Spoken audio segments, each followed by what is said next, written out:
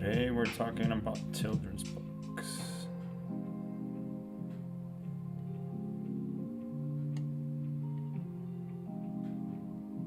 Alright, children.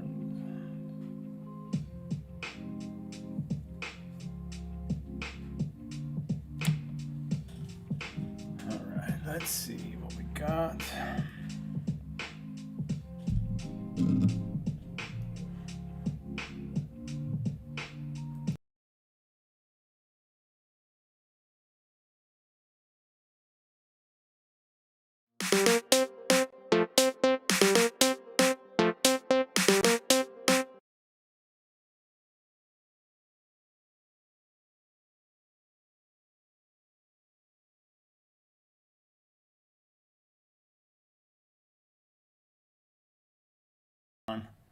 Hello and welcome to Artclstudios. I am Hansiel and today we're back with a new drawing and talking. Today's drawing and talking is going to be a bit different.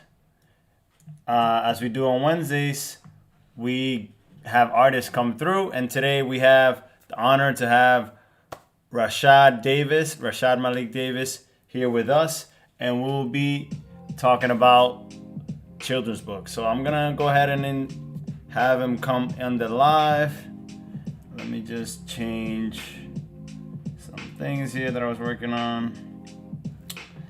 And we're gonna speak about children's book. Welcome, Rashad. How you doing, man? Great, man. How are you? Thank you for the invite. Good. How's everything? Oh, man. Everything is everything. I'm like trying to keep myself from going crazy in the middle of the zombie apocalypse, but otherwise pretty good. The zombie apocalypse is correct, yeah. Man, this thing has been crazy. It's nuts. I'm like, what is going on right now? I don't get it. But good news is I got an afro. Nice. There you go. So there's some things that this quarantine has done for us, giving us new looks. That's what's up, man. That's what's up. So what have you been doing in this quarantine to stay in it, you know? Because I know that at times it becomes a little challenging for us creatives to stay afloat. So what are some things that you've been doing? And after that, go ahead and introduce yourself and tell us a little bit more about yourself. For sure. So, as far as things that I've been doing, it's a mix of keeping myself drawing and knowing when to rest. So right now I'm running a Twitch stream, which has been amazing and has really allowed me to connect with folks in ways that I didn't think was possible. And I truthfully was pretty camera shy, but now I'm like, this is like second nature. So I've been doing that. I've been working on projects for clients. It's funny because somehow, despite, again, the zombie apocalypse, I'm still keeping myself busy and have been getting a lot of requests for work, which is like, yeah, exactly. It's surprising sometimes, that we think that everything's going to slow down, and we think, especially the artists, we think we're going to be doomed because nobody's thinking about art. But this is exactly the time that people are thinking about art, because this is the escape and the thing that people can need, to bring new ideas, innovations, So yeah, man, I'm happy to hear that. Thanks, man. Thanks. No, it definitely is like, this whole thing really is pointing out to folks, I think, the fact that the arts are really what sustains us, and really allows us to thrive, because without the arts, like, we would have lost it collectively. So exactly, it's helping us for sure. No, definitely, and I think it's the one thing that everybody can come together under. Like sometimes, so I'm trying to get this thing a bit better since today I'm not gonna be drawing for the people on YouTube, because so this is also being recorded to YouTube, and yeah, so it's being streaming both ways. So I wanted to see this thing would be better, but yeah, no, I've been feeling the same way. Art has been the thing that has kept me afloat, and it's given me a reason to do something. Because sometimes it is hard for us to you know, to kind of do something with nothing, you know.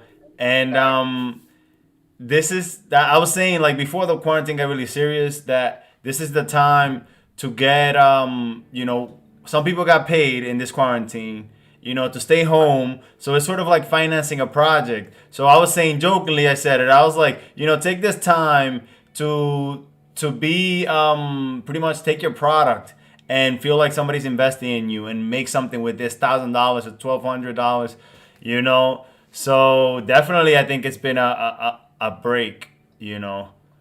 Oh yeah. Oh yeah, no, it's real. Like I've taken this time really to, um, like I have a graphic novel project that I've been working on. Mm-hmm.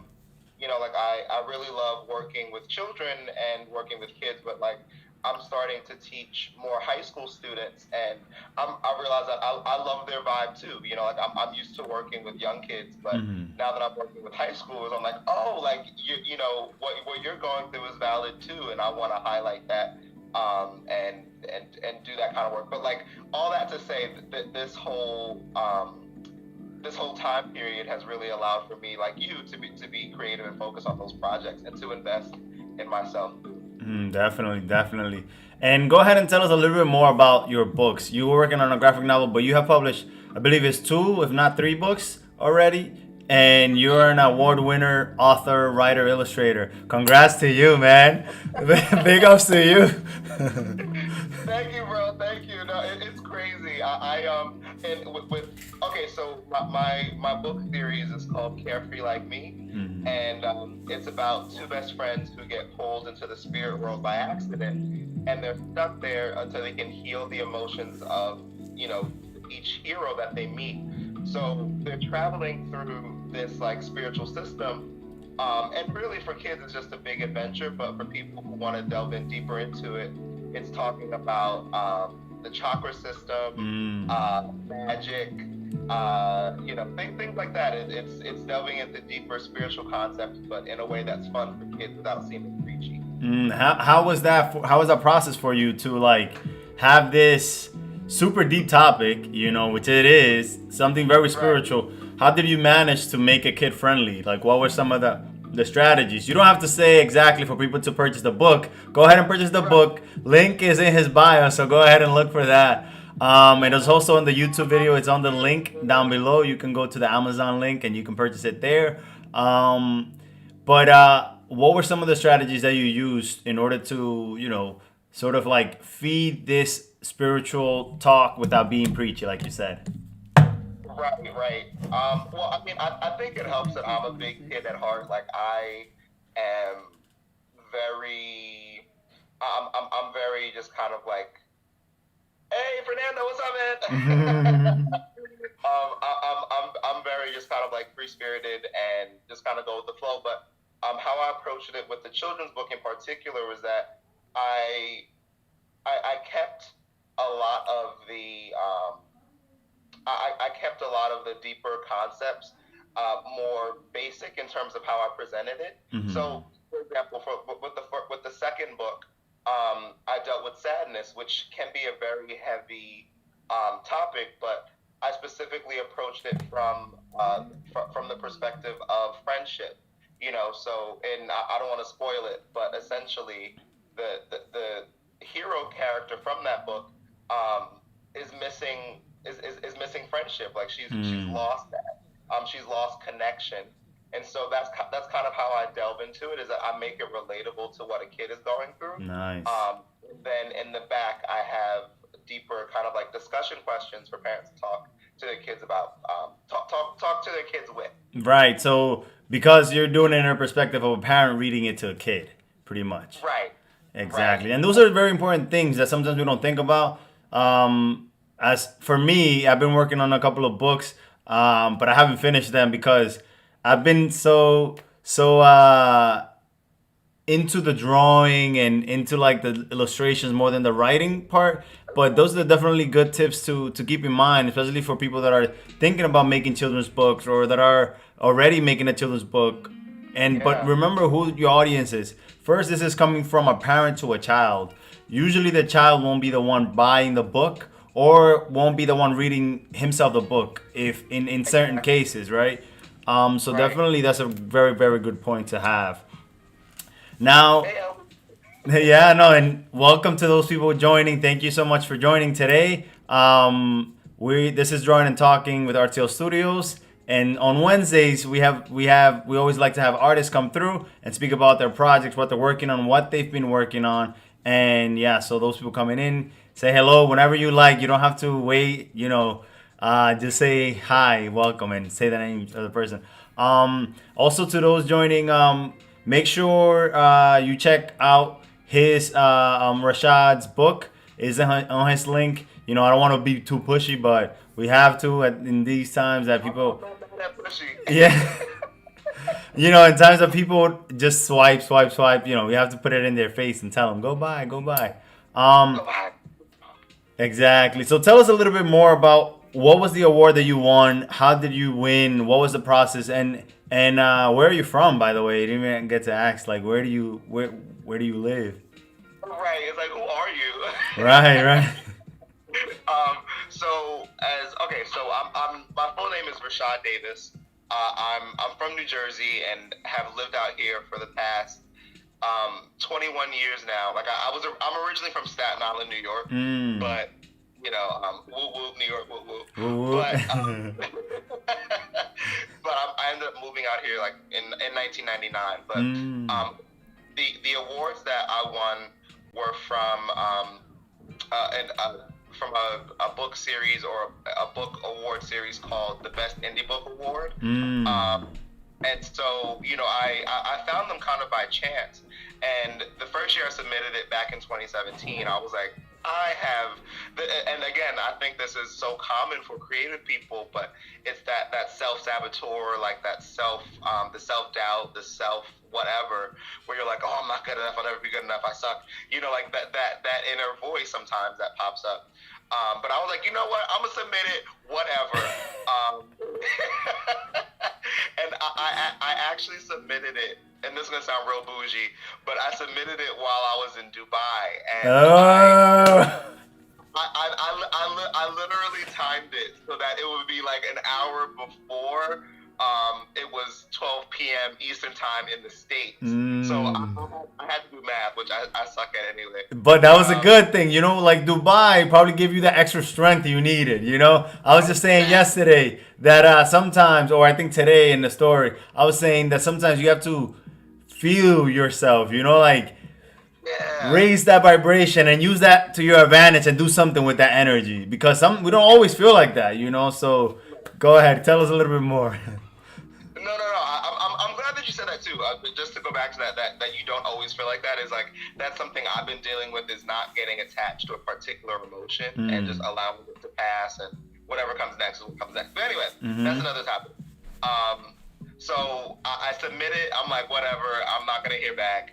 And so don't do this at home, kids. But like, I was driving home, and I felt my phone buzz, and I was at a stop. I was at a red light. I looked at my phone, and it was like, congratulations, you won. And I was like, what? I almost passed out. And then I submitted to the Best Indie Book Award again in 2019, and it was their inaugural illustration award. They emailed me. They were like, "Hey, we think that you should submit. Like, we think you have a good shot. Just like try submitting." And so it ended up being a tie between me and this other guy whose work is really strong too. So I was honored. I was like, if you think my work is equal to his, like, I'm happy. Nice. That's great, man. I'm happy to hear that. And congratulations, by the way. So Thank you. what was the thing, by the way, that made you write this book? Like, what was it about the carefreeness that made you want to first, one, like, write this book, and be so in time too? Because I feel like it's such a essential timing to write this book, to be something, to speak about carefreeness, and two, why a children's book? Man, you're asking the hard-hitting questions, man. The hard-hitting questions. So really, like, at the root of it, I really do feel it was spirit that guided me through the entire process. Like, Mm-hmm. um, at the time, I was like, I was in Savannah, Georgia, and I kept feeling like my time there was up for some reason. I was like, I don't know why, but I have to move on. I feel like I have to go. And I said, Spirit, like, what is it that you want me to do? Like, why do I feel like I have to go?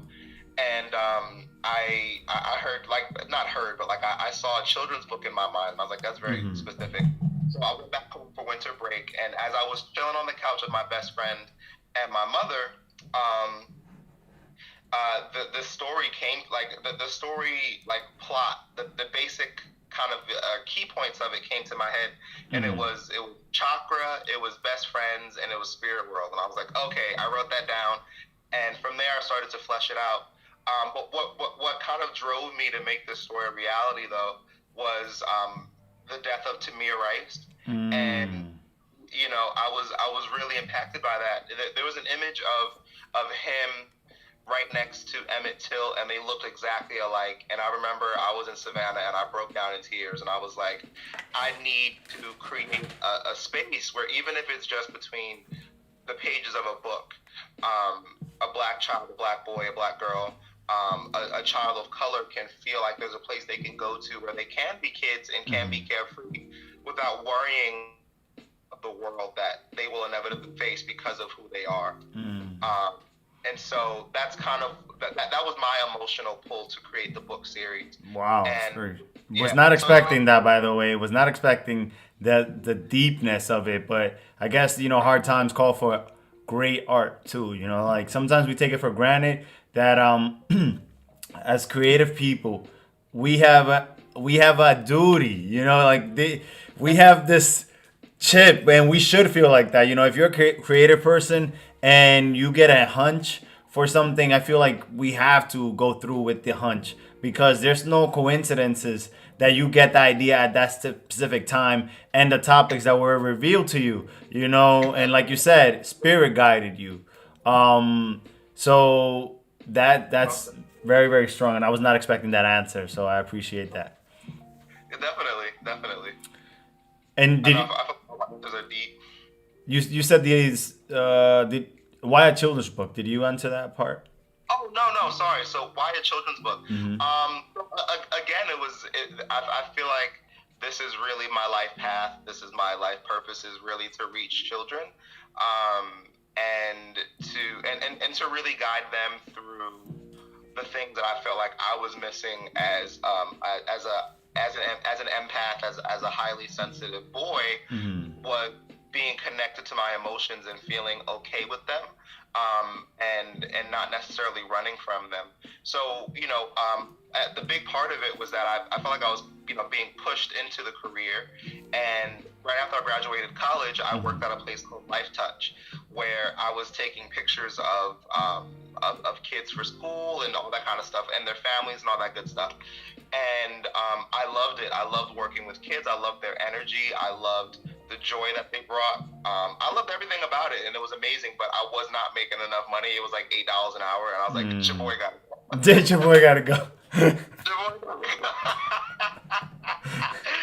So I did, and I wanted to, after that, kind of parlay my love for the arts into a career with working with kids, and I realized that creating children's books would be my way of doing that, is like connecting with children in a way that was fun for me, Mm-hmm. and allowed me to reach a large number of people without necessarily having to be in front of them. So, I love working with kids. I'm a big kid, and I love art, so it just kind of worked out perfectly for me. Nice, nice. Yeah, man. No, and so we have your work right here now on the screen. Hey, Yeah, no, because I'm like, wait, we're talking to the artist here. We got to show his work. um, so these are Carefree Like Me. This is the two books, volume chapter 1, chapter 2. yep. Can you tell us who this the cow is the bull or the cow? Can you tell us a little bit about that character? Yeah. So The bull. So in the story, each character represents a different ancient civilization Mm-hmm. and a different kind of being or character from that culture's belief system or mythology or whatever you want to call it. So he represents the Apis bull in ancient Egyptian mythology or ancient Egyptian belief. Mm-hmm. And basically, what it was that I was looking for a character who could represent fear in a funny way, like a really big animal that was prominent in North Africa or Africa. Nice. That you wouldn't think of as being a big scaredy cat, but he was. Mm. So I ended up using him. So he represents fear and the root chakra. So he represents kind of our sense of stability, our sense of grounding, our sense of groundedness, and his character's out of balance. So instead of being grounded, he's fearful. He's stuck in his fear. Man. Um, And for this interview, I wanted to have the book in my hand. So yeah, I know, and I feel so good too. I know you're gonna be back here when you make your third, fourth, fifth, and sixth book. You're gonna be back, and we're gonna be talking about it. And I'll be having the whole collection right here together with the rest of the books. Man, but it's something that I've been wanting to get to because your characters, they have something so deep, and I don't know, like every time I'm gonna look through some illustrations of yours that and this is I expect a book from these characters that you've been doing. I seen Oshun, I seen Yemaya, I see Shango here. You know, I'm on the lookout. You know, I um, know, I know. I really would love to do like a kids Orisha story. A friend of mine approached me about it. He was like, "Can we do some kind of like Orisha thing?" And I was like, "That sounds super dope. I don't know what I would have the time for, but like I'm into it." yeah, definitely. And now tell us a little bit about your main character here. What's his name? Who is he? Why did you choose the hair? Why did you choose the necklace? Give us a full character description because we don't think about it too much sometimes, but every item that a character has, everything that a character owns in a image tells something about them. Even from the tank, the shoes to the tank top. So all those things, the glasses are things that are essential, to describe a character, and each thing has its reason for being. You won't put it by accident. So tell us a little bit more Right. about your main character here, what his name is and story. Yeah, definitely. So his name is Amir, and he is based off of me. Mm. So, he it's his journey to life has been really interesting. Primarily because he's like me in that he's very open. He's very open hearted. He lives with his heart first, and he thinks second. Mm. So he's a feeler, which gets him into trouble if he's not thinking clearly. Mm-hmm. Um, Mm-hmm. so he's empathic. He's very sensitive, and he's very attuned to the world, which again can get him into trouble, and that's where his best friend Nina comes in. So Mm. the the reasons why I gave him the kind of items that he has and all that good stuff. I wanted to give him natural hair. I wanted his hair to. I wanted his whole outfit to feel free. I wanted him to just feel like a kid who was enjoying his life, didn't care what anybody thought about what anybody thought about him. He's rocking the purple. He's got his necklace going. Like he's living his best life, and he is free. And that's kind of what I wanted to emblemise with him is really a free black child and what that could look like. Mm-hmm. And have him kind of like be all in his happiness, and that's really what this was about. The necklaces, I really love necklaces, and I wanted a piece of me to be in the design. Mm-hmm. So we'll put that in there. I've got my cowrie shell now. I lost mine. I had one and I lost it. Oh no! Yeah. So where are they?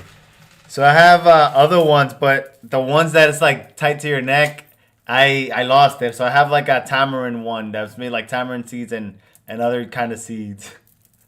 But Yes, yeah, I love it. Yeah. You can make too many necklaces. That's No, not at all. I'm always wearing these two. These two are my favorite ones, and I never take them off. One is let me turn the camera around a bit here. One is the Taino turtle, yes. and with all the symbols, the sun, the moon, which is represented by a coquille. And tell, I know you're working on something, and you're gonna tell us a little bit about that. I've been stalking you, man. I've been stalking you. You're, by the way, like I'm gonna tell real quick how we met through a Facebook group. I think I saw an illustration of yours, and then from there we just hit it off. Like maybe a year or two ago, and it's the day and we still haven't met in person. This is our second conversation in camera, and yeah, man, I'm very very thankful to have met you. Right, meet you. Likewise. Yeah, Likewise. for inspiration, and I feel like we're on the same team, like the same tone, the same wave. And welcome, by the way, welcome, by the way, to all those joining: Kyle, Joanna, Martine. Welcome to everybody coming through. We're speaking about children's book here with Rashad, award-winning children. You know, it's not every day I get to say award-winning author and illustrator. You know, so it is an honor. And yeah, this is our first time. We spoke about something similar before, and at that time I was thinking like I should do interviews. I should, you know, and I told you that I wanted to do it, and that was almost a year ago at this point. And Manifested the crap out of that, bro. say that again. I said you manifested the crap out of that. I'm proud of you, man. Thank you, and you know, it's a testament, you know, that whatever we can think, nothing's too far. You know, nothing's too far. The other thing I was gonna say that we're on the same wave. We started streaming at the same time too. Like Wait, when for real? you started streaming on Twitch, I started streaming on YouTube. So it's like. Hilarious. How are you liking YouTube, by the way? I was gonna ask you about Twitch. I like YouTube because I started a bit of a fan base, and it's easy for me to share. I do have a Twitch, but I'm not too familiar with Twitch, so I don't know nothing about it. Right. I like Twitch. Like I've got like a core group of people who will visit consistently and watch my stuff consistently, which is really cool. And now I have like friends in Brazil, and What? like, it's really dope. It's really dope. I love That's it. awesome. And what's the benefit of streaming on Twitch? Like, what are some things that on YouTube or on Instagram you can't get? Like, what are some things that you can get from Twitch? Well, I truthfully haven't tried streaming on Instagram. Like, I have no clue how to like manipulate the camera to like book. I'm like, that's too much. So you know, with Twitch, there's already set up kind of apps that you can use to have like designs and layouts set up across your screen, so that when you're streaming, it looks like you have this cool kind of layout going on around your page.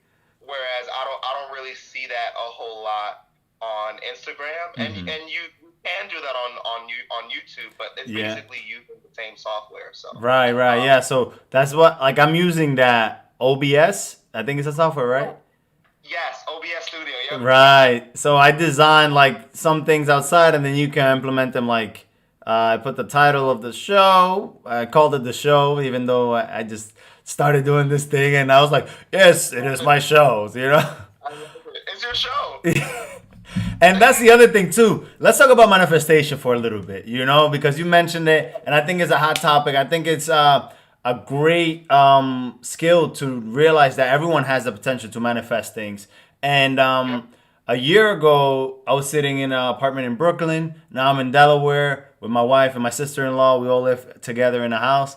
And yeah, and to have a space like in the, like, let me see if I can show real quick. So I'm right now, I have a studio, you know, in my basement, and I was able to decorate it however I wanted. You know, it's like I have some lights and stuff and shirts on this side. That's where your book is gonna be, by the way, right here. Yes. I'm ordering that tomorrow, by the way. I should have ordered it yesterday. And now you good. Yeah, man. No, but yeah, let's talk about manifestation a bit. How you were able to manifest your books. How are you able to manifest things? Um, so for me, it's really about writing it, and like writing it down is huge. And hey, Mm-hmm. Arthur, Mm-hmm.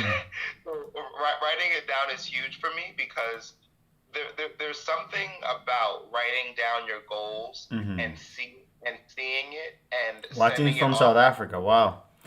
That makes it real. Oh wow, watching from South Africa. What? What's going on? That's awesome. Go ahead. um, but yeah, so there's something really to be said about writing down your goals and believing and acting as if this is your reality. So, perfect example. People call it fake it till you make it, Mm-hmm. manifesting, whatever you want to call it. But before I got started officially as an illustrator for my career, I literally just typed into Facebook and on my LinkedIn, freelance illustrator. Like I had no experience whatsoever. Mm. No professional experience whatsoever. And I finally I put it out there, and I got contacted by my now friend Amakar Kari, and she was looking for an illustrator for her book, and the book ended up becoming a #1 bestseller on Amazon and getting Wow. like picked. Like there's really something to be said about writing it down and putting it out to the universe. I think it's almost like a contract. It feels kind of like a spiritual Mm. contract.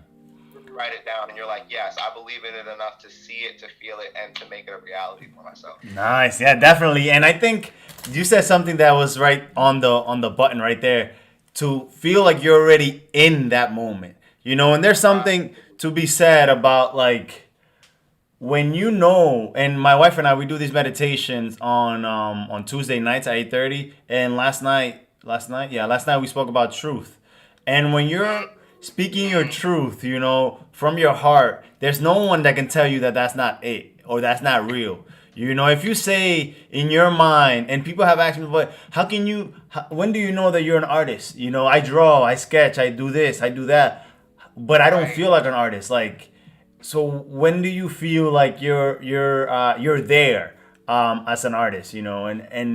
My answer, and then you can answer it. My answer to that question was just because you do it a lot, and that's all Yeah. in your mind, and everything you see is art. Everything you do has to be related to something about you, and because I was talented in, like, I wanted to be an actor, I wanted to be a dancer, and those are things that I dabbled into.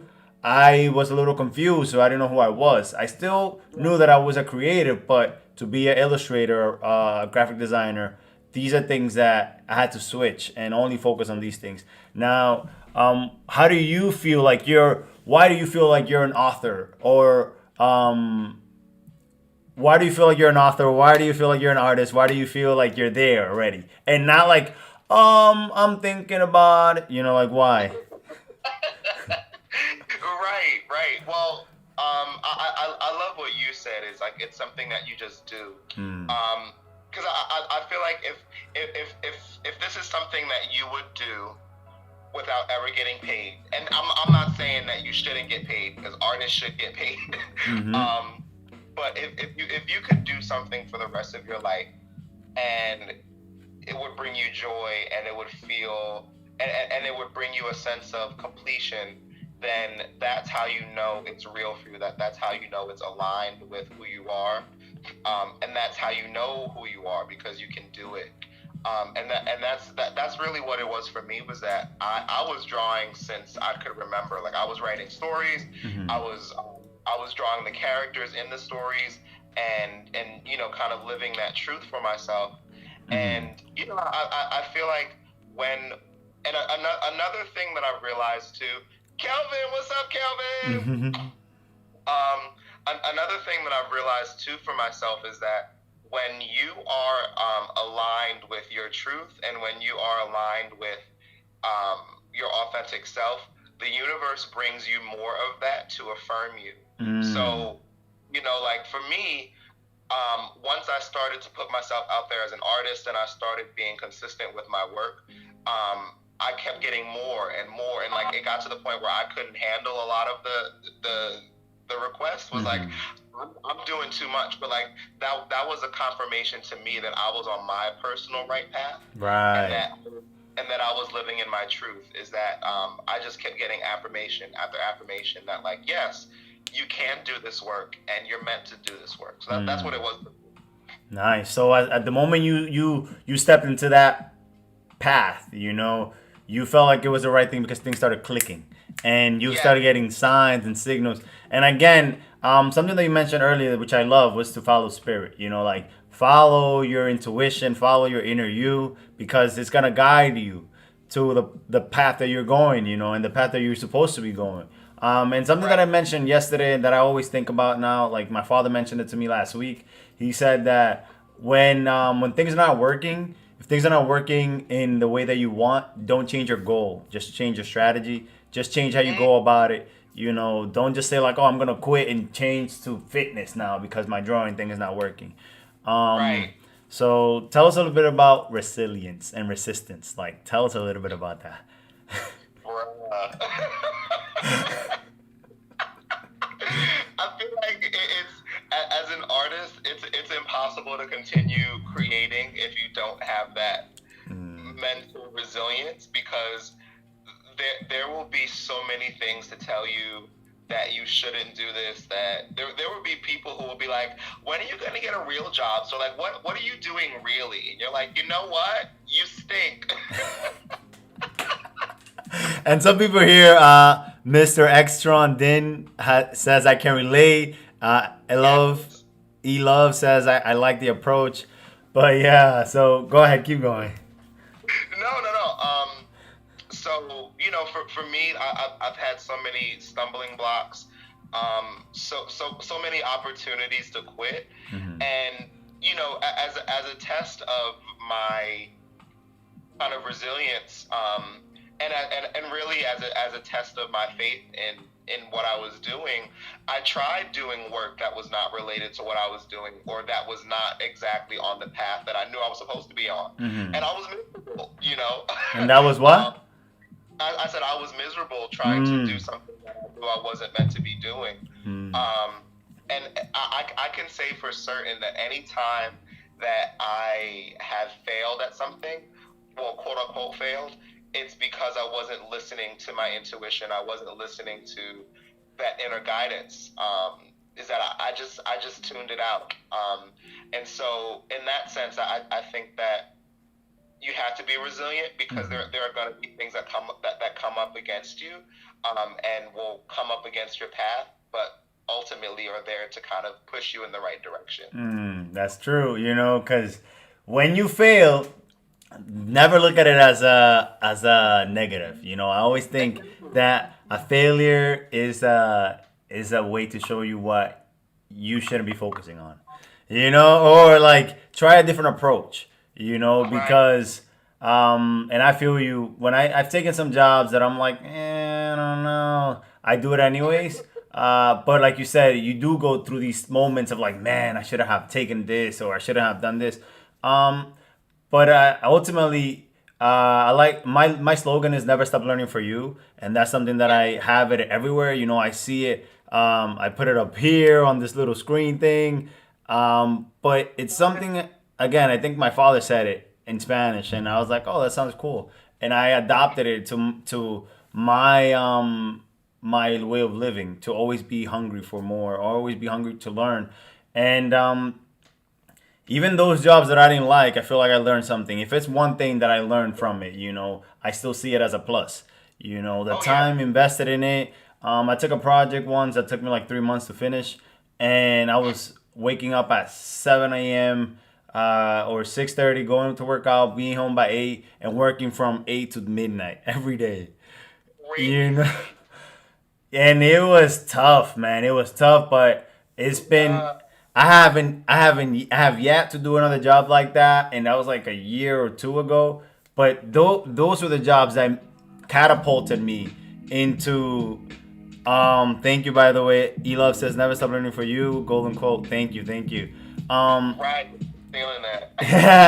Post it, repost it, wherever you want. Yeah. When I took that job, I was working at a tourist attraction at that time, and I got 3 requests for jobs, and I've been wanting to leave my job. I was like, when do I leave my job? When do I leave it? I had already my logo, I had my website. I was taking clients in my job. My coworkers were my first clients, pretty much, and when I got those 3 jobs, I was like, this is my opening. I left the job and I was like, I'm never looking back. And I'm going to come back here to visit.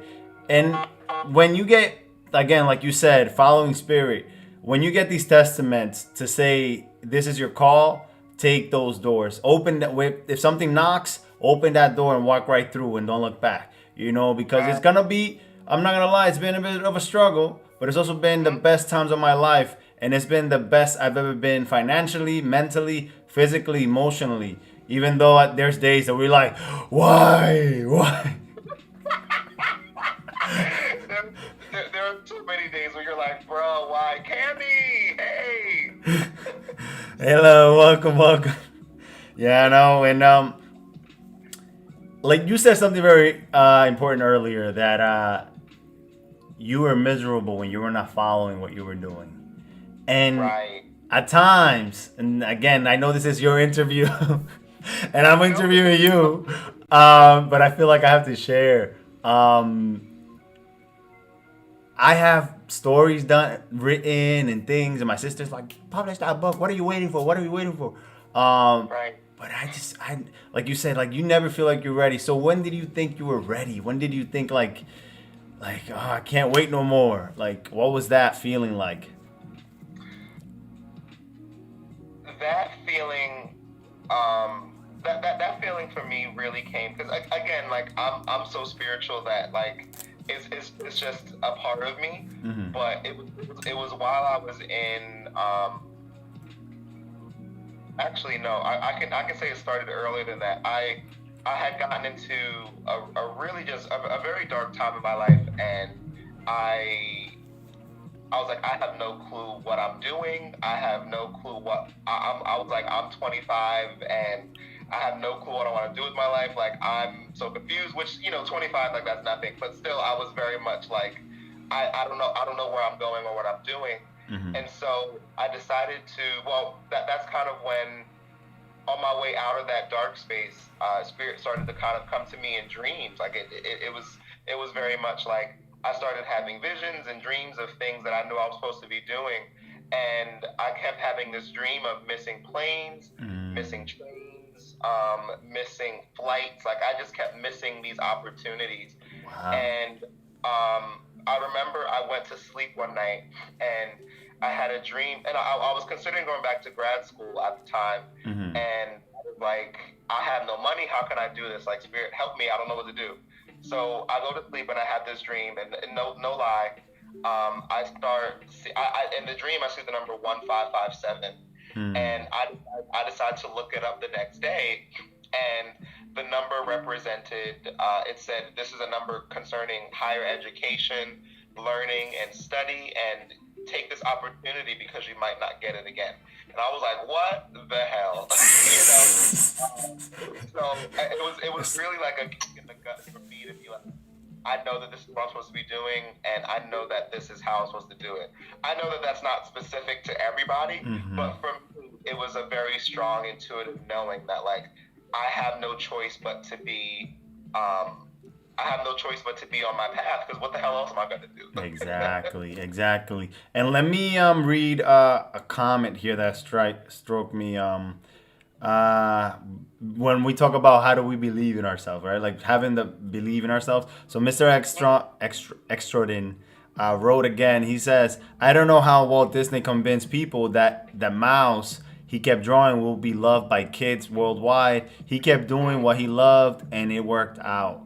Thank you for that comment, and welcome to Daniel and Vinette Mind. I'm so bad at pronouncing things. And what a powerful dream also, he says. So that is a very strong dream, first of all. And it was like not even subtle. It's like clearer than that, and you would have been. I don't know, but yeah. So like talking about that resilient and like to for anybody to be convinced that whatever you're doing is real, you first have to realize that what you're doing is real, and what you're doing is something that is worth sharing. It's worth writing, and it's worth people investing into it. And that's something that I've been struggling with personally. Like I just made shirts recently, and I'm like, oh, should I post? You know, like me, my mind back here asking me like, oh, nobody's gonna care. But then the mind in the front here says, but if you don't post it, of course no one will care. How will they know? You know? And that's an advice that I give myself a lot, but I should listen to it more often than not. That if we don't publish something, if we don't put something out there, if we don't throw the stone to the water, there will be no ripples created. So we first have to toss the stone, and then everything else will come after. Yeah. I love that. You just out here giving me Dominican Buddha. I love it. Hey, where's the Dominican flag? Wait, let me.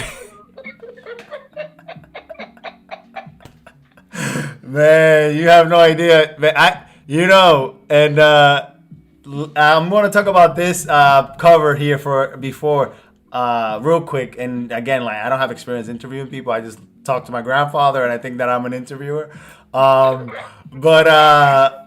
you're doing a dope job. Thank you. I just love having conversation, and people, that I love their work, and I love their passion, and I love their aura and spirit. Again, my wife's series that she has on Tuesday at 8:30 is called Spiritually Connecting. And from the get-go, from the time the quarantine started, she started calling it Spiritually Connecting. And you can follow her, by the way, at amira.pg if you want to be integrated in those meditations that we want more men to join the meditation. It's all full women. I'm the only man, so please join us on Tuesday at 8:30 if you want. I'm down. Yes, thank you. So she started calling it Spiritually Connecting, instead of quarantine or social distancing. She said, no, this is the time to connect spiritually. And I feel like definitely there is a physical connection that we need, but we transmit energy, Yes. And we have been doing it through our cell phones, and it's a way that we should continue to share, because I seen it slowed down a little bit, but we should continue. And now, talk to us a little bit about this cover and about this second chapter here, Sacral the Joyous. Yes, yeah. So this was such a beautiful book-making process to me, because I really had to dive into another culture, like with no previous real knowledge of it. Mm-hmm.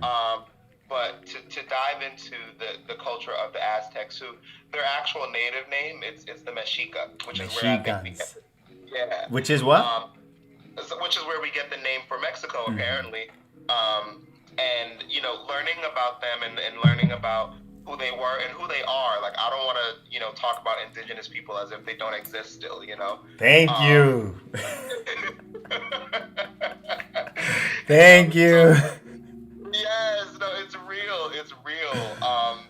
And so learning about them and learning about the culture and learning about what they went through, with colonization and not losing their culture, but having a large part of their culture physically destroyed. Mm-hmm.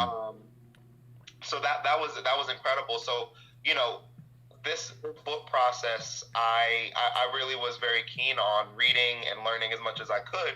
So this character Sacra, she's based on the Sacral Chakra, which is why she's named Sacra. Mm-hmm. And the general story of it is that her kingdom was affected by the imbalance of the spirit world, in that before it was a lush rainforest. Wait, sorry to interrupt you. Can you explain where the Sacral Chakra is, and then you can continue? Sure. So the Sacral Chakra is located above the root chakra, and it's like in the navel, and the navel kind of like pelvic area. Okay. And the Sacral Chakra is associated with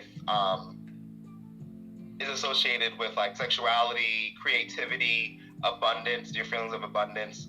That's like your creative center. Got it. So that's what she represents, and why she has such wide hips too. Is she represents creation, right? She's like she's based on the Venus female symbol. But anyway, gotcha.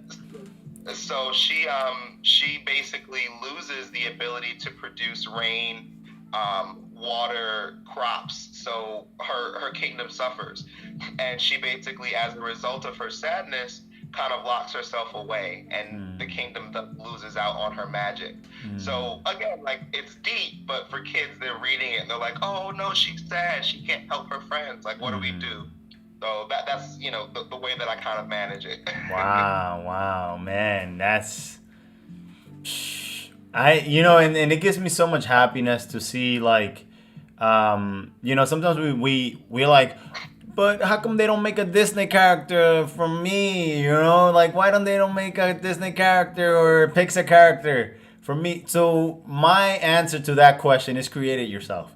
And this is clearly what you've done here. You've created a princess or a queen, a mother queen, and given her, you didn't wait for Disney to make it. You have it, Right. And it exists. So from here on, whoever's asking, but wait, where is that? We show them your book. He's like, here it is. No, for real. And can I tell you a story, actually? Please do. So I went and just about that, like, I really believe in creating your own niche. Like, if you don't see what you want to be being produced, then make it yourself, like you said. Mm-hmm. And I went to this big children's book conference called Quelly. It happens every year, and you pay to enter. I think it's like a $90 ticket or something like that. Mm-hmm. And it's really great because you are connecting with POC, Black, Indigenous, POC, throughout the children's industry, like the major heavy hitters. So I got a chance to meet Rafael Lopez, who is like, who is considered like Latino illustration god, just like illustration god, period. Let's look him up, because I have no idea who he is. Yeah, look him up. He did the book when my day began, or when my first day began, or something like that. His name is Rafael Lopez. Got it. But I went there because I wanted to get critique on my work and figure out how I can be better. Mm-hmm. And so, he saw my work, and the other artists were looking at it, and they were like, your art is good, but it's like they were like, it's too animated. It looks too cartoony. And initially, I was upset. I was like, what you mean my work is too cartoony? Like, you're whatever, But to me, like, I could have crumbled and been like, there's something wrong with my art. There's something that I'm not doing. There's something that I'm not that I'm not able to achieve with my work. But I took that as a sign that this is an opportunity for me to carve my own niche. Right. And to create what I want, like I took their advice, but also I'm just kind of like, I want to create the world that I want in my own style, and people seem to like it, so I'm like, hell yeah, we love it. There is that thing that I struggle with personally, like in the sense of like, oh, I have so many styles, and and people, all artists, we go through this journey of like finding our style, finding our journey. How did you find your style? How did you find the look that you have now? For me, it was that I'm really influenced by comics, and a comic style. Thank you, man. Yeah, we love it here. I'm really influenced by comics, and that's what I wanted to put into my children's books, and into my children's book work.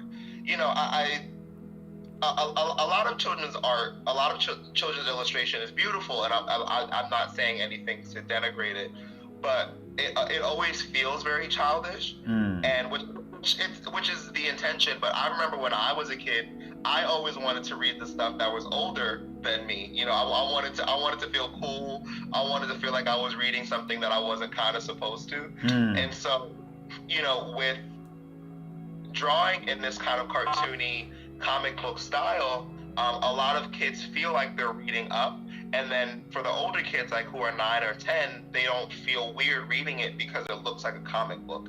So that's kind of how I settled upon my style, is that I took my influences, which were anime and manga, comics, and you know, like the 90s wave of cartoons, which were very bright and colorful, Right. and very, very full of life. I wanted to imbue that in my work too.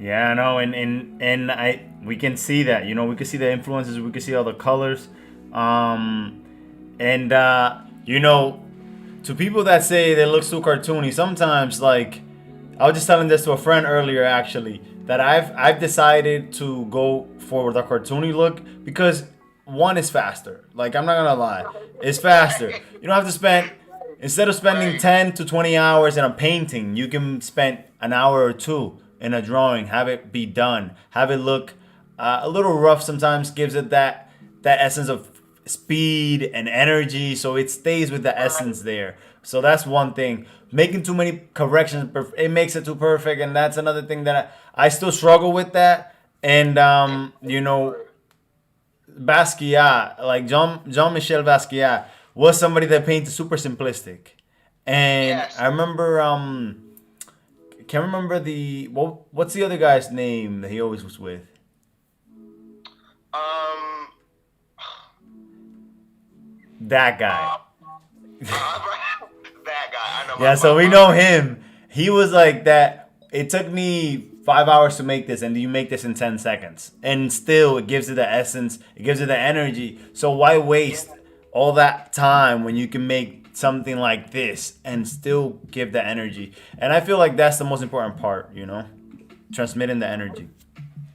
That transition from like super sketchy to trying making it clean and pretty, like you lose so much of that energy, and I never know how to keep it. Yeah, man, and it's tough, you know, like when you deciding to take on this journey and you deciding this is your style, this is your look. But we've seen that you've been everywhere pretty much now with your book. You've been here. We can see in the screen. We can see some pictures of you selling your book, you know, with kids. So I see that this is a work that you've done that has been well received, you know, first of all, and you have put in the work, you have put in the time, you've been preparing, gearing up. So we appreciate your time. It is 11:30, so we appreciate you being here. Let it not be the last one. I hope that you'll be back when you make the other books. Definitely. I'm working on the third book now. Oh, nice. Can you give us an advice as those inspiring artists, those inspiring book writers, those inspiring storytellers, authors? Give us an advice, word of advice. Yeah. This is gonna sound super cliche and like super overdone, but this is something that I try to live by, even outside of art, and that has been real for me outside of even just creation, is always be authentic to you. Always be authentic to who you are, to the stories that you want to tell, and I don't want to reveal it yet, but I got some fire coming up. You know what I'm saying? I see some previews. I know. I see it. I saw it right here. Some previews, a little something. Let me give. I don't know, but I can think that I know your mind. Let me. And correct me if I'm wrong here. Oh my God! So that project was it was amazing, like, but it was also a hot mess because the woman that I did that at my old company, and I was designing it specifically for them. I worked with a coworker of mine. Whoa.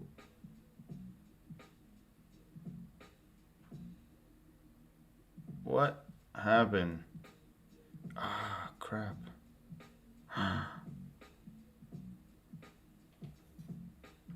What? Oh no.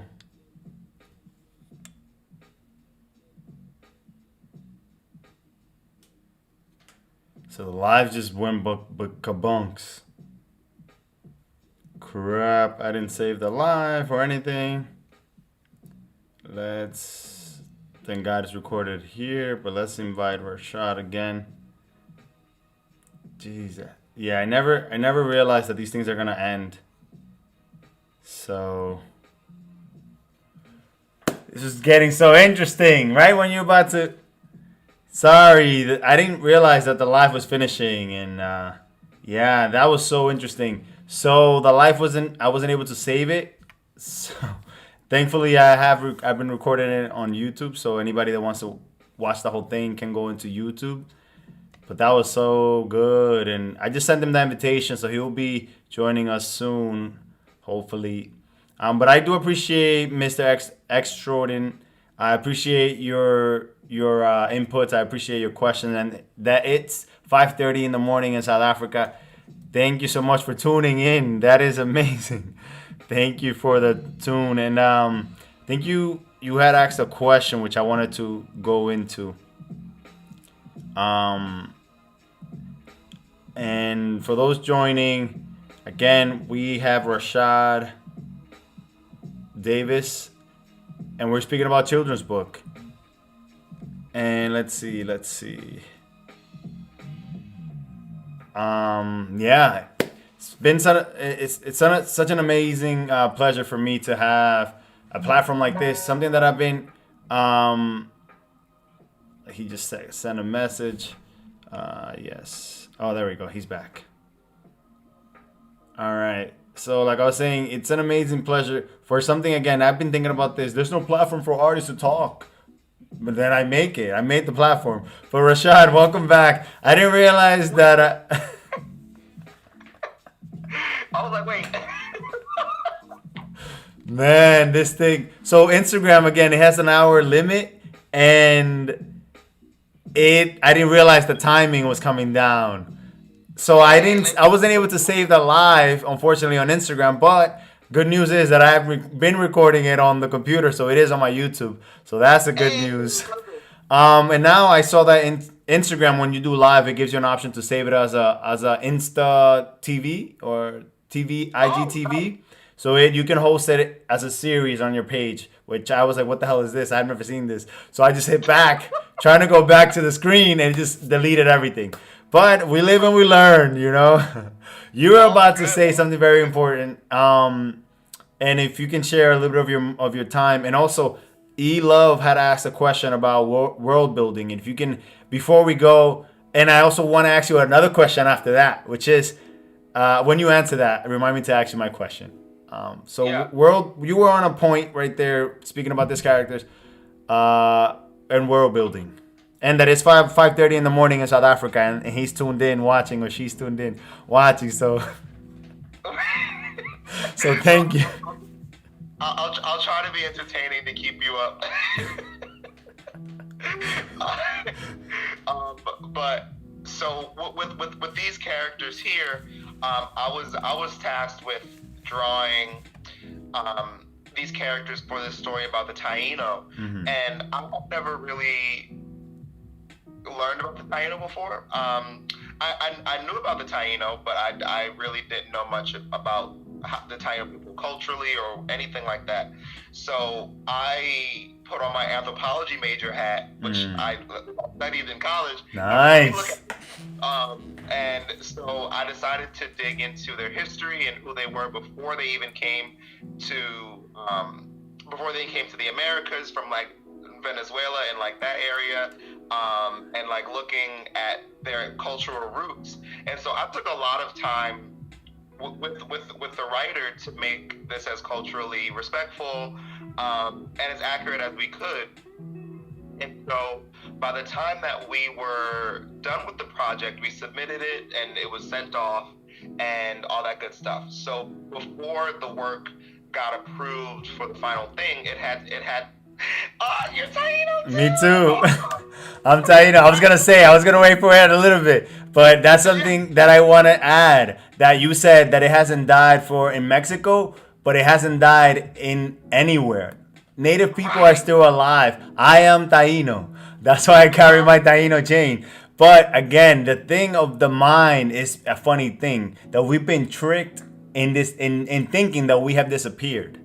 You know, Exactly. and for some of us who weren't raised with the name Taino, we know the names of the things, we know the lingos, we know what Bojio is, we know what LB between oh, by the way, she's LB, she says Oh yeah, I know Ellie. okay. But that we've been, because I was in the R 2 years ago, and after I learned what I learned about Native people here, and I've been to powwows, and I've seen the culture being so alive. I was Yeah. like, wait, this is what we did back home, and I didn't know that it had a name. We just said it's a That's party. crazy. Yeah, and that's the thing about the mind, that when you train it so much, when you tell a lie so many times, and that's my my cousin is live right now, Tony, dímelo. So I went to DR 2 years ago, and I was seeing people's faces, and I was like, wait a minute, the face structure, like I know. Right. I didn't study anthropology. I don't know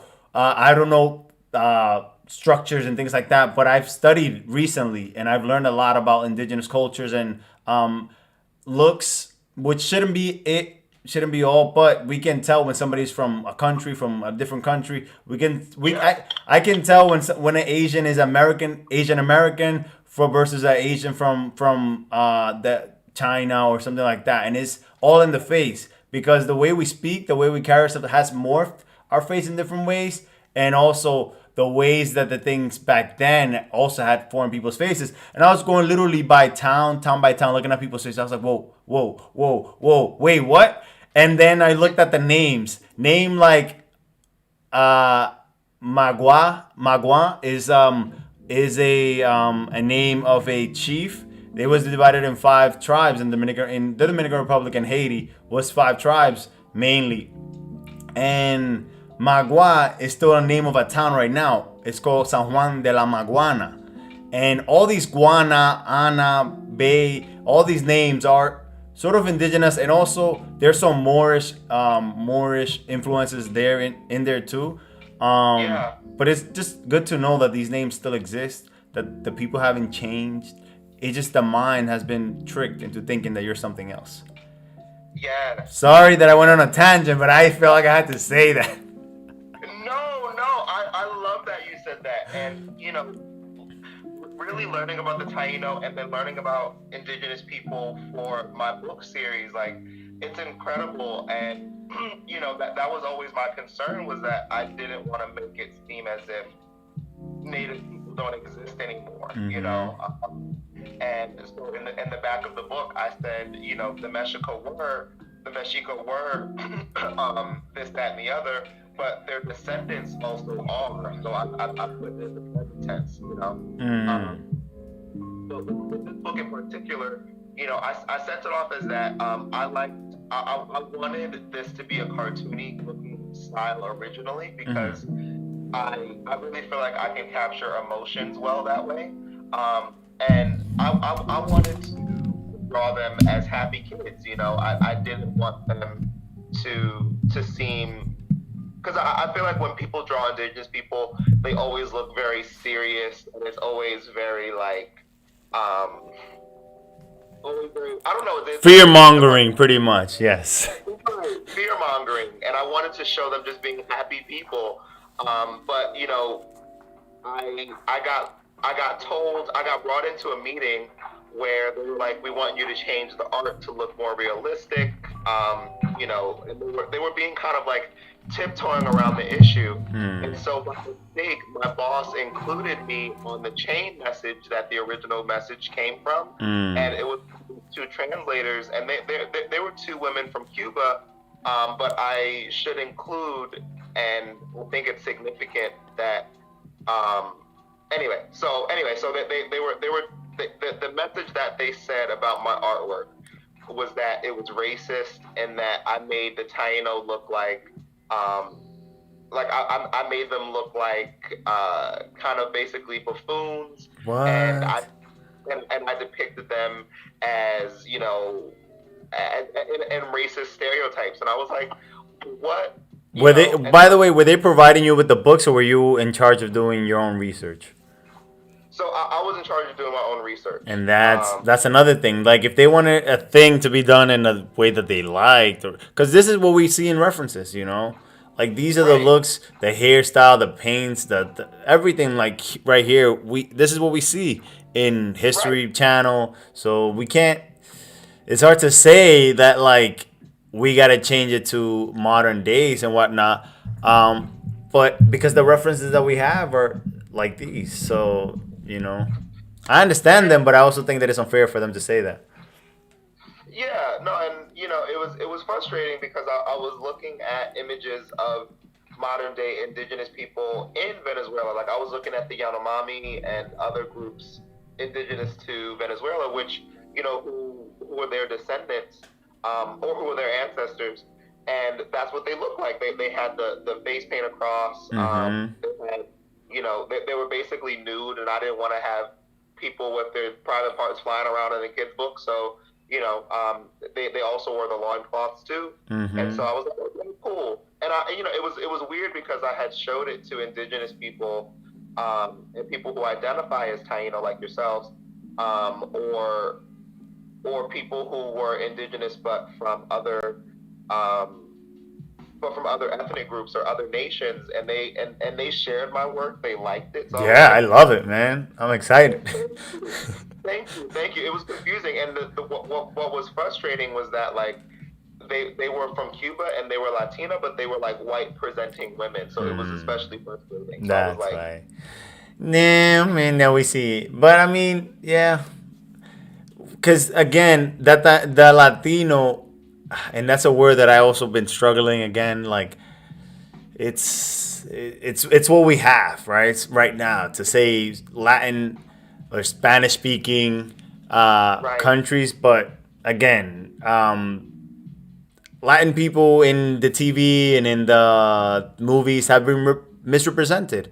yeah, As it has been all around the world, many people like that are that I don't want to call it the let's say the people in charge. Like she said here, she said history is written by the conquerors and the winners. You know, the people right, that have written these books see themselves in these stories, and right. usually the one on the shorter end of the stick has not been.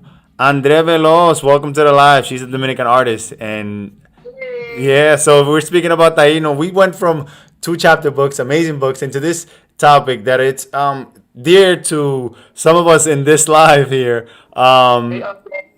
Use Caribbean. There we go. So Caribbean, it's another term. My boy Joel here just chimed in. Why film works.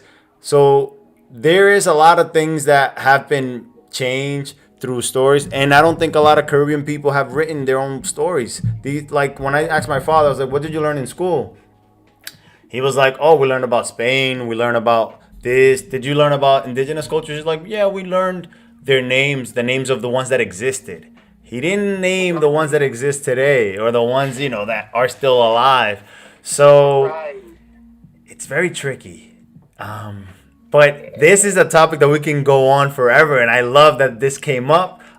Now, before you go, two questions before you go, and again, I appreciate all those coming in to Drawing and Talking. I have to announce the name because I have to remember what it is. Drawing and Talking. On Wednesday, we have artists. It's called What's Up Wednesday, where we have artists come through and we speak about their project, their artworks, and we get a field for what they're working, and they have a product that they want to promote.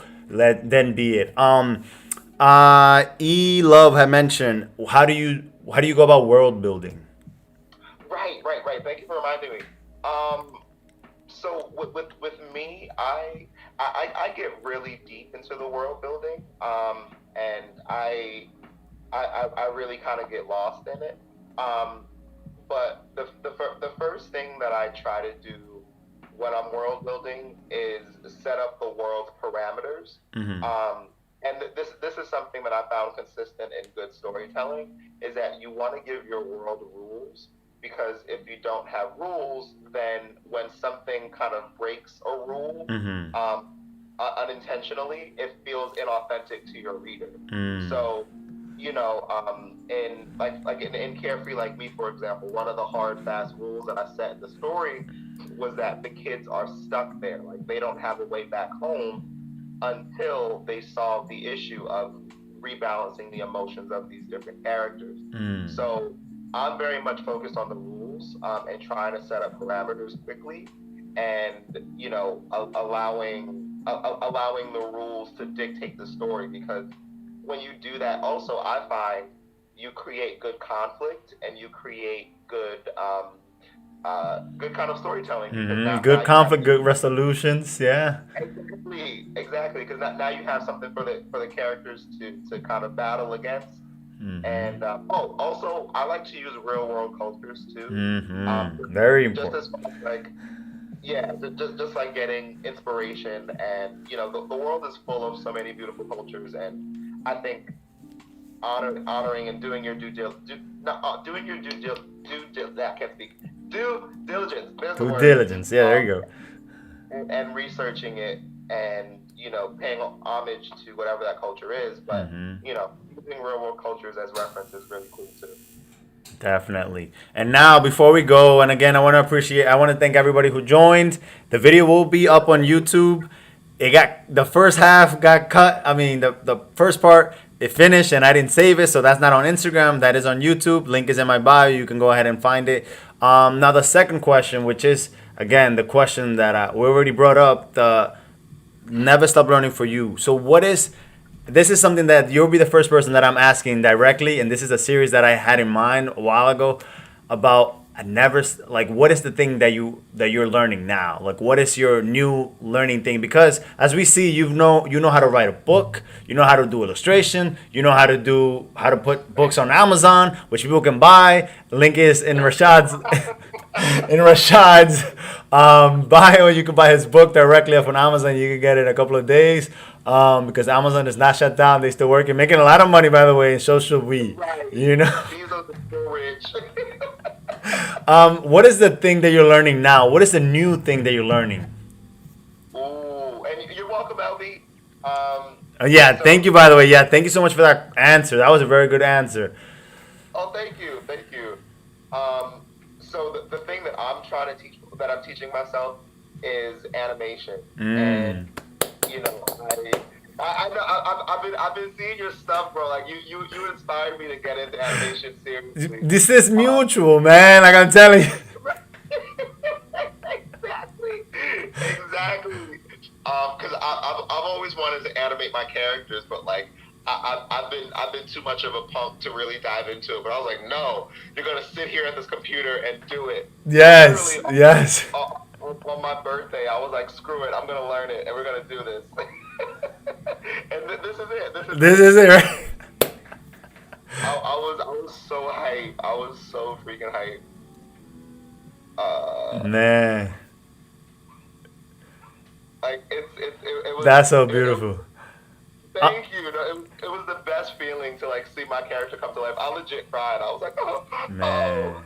I heard you say there, you feel like you're Frankenstein creating the monster, like having it come alive. And I want to say that I've been doing animation, and it's fun to see it play. But to make it's a hell of a job. Sitting there. And this is why, like, I've been planning to do animation for a long time, and I've done it in school. But again, school gives you structure, and you have to finish a project. If you don't finish it, you get a grade. And sometimes if you don't finish it good, it's a bad grade. So on Mondays, I do Motion Mondays, which is the day that I animate from 10:30 to 11:30 usually. So I set a day for animation at this same time, right? So every day I have something different. And I have the schedule where Monday is animation, Motion Mondays. Tuesdays is Tips Tuesday. I give a tip, but I also draw. Wednesday is What's Up Wednesday, where we talk to artists like you. Come here. Thursday is Teaching Arts Thursday, and Friday is Figure Drawing. Figure Friday. it was a hell of a challenge for me to have that going. And my brother was like, "You're not gonna do it. You're not gonna, and you're committing to too much." But it's been a month so far, almost 2 months now, and I've been consistent. And I've made. Let me see. I've made the. Oh, let me show it here. I've made the schedule and I posted on my Instagram to remind me, like you said, writing is manifesting. Like back in the days, you were only supposed to talk about God because writing was too powerful. Right. And this is why we should use it now. We have more than enough tools to write with. So let's write our goals, put them down on paper and pen, and let's manifest. Again, thank you so much, Rashad, for joining us tonight. I will be sure to buy your book and also tune into your streams because I want to learn more about streaming. Final words that you have for people here watching. Keep. I would say keep your head up. This is definitely an unprecedented time that we're going through, but it's something that we can get through with love and patience and resilience. Like, how do you how do you pronounce your name? Huntiel? Yeah, you got it. Hey! Like Huntiel said, resilience is really the name of the game, and be patient with yourself. So that's kind of my loving remark for the night. Awesome, and thank you so much. Thank you again, and thank you for all your efforts, says Mr. Extraordin. Damn, appreciate it much appreciated. That looks like a menu, and thank you for the hearts. Thank you for everybody that tuned in tonight. We'll be back tomorrow at the same time, 10:30 to I don't know what. Tonight we went a little overboard, which is appreciated because it was really good content, so I appreciate and really good information. Thank you for taking out of your time. This has been Drawing and Talking What's Up Wednesday with Rashad Davis. Let's hope more books to come. We'll talk to you soon. Have a good night. Bye-bye. Bye. All right. Thank you so much for watching. As I always say, never stop learning for you, because when you learn, you can teach others. Peace out.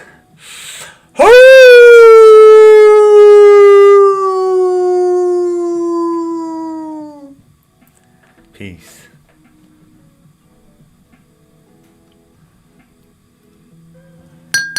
Don't forget to subscribe.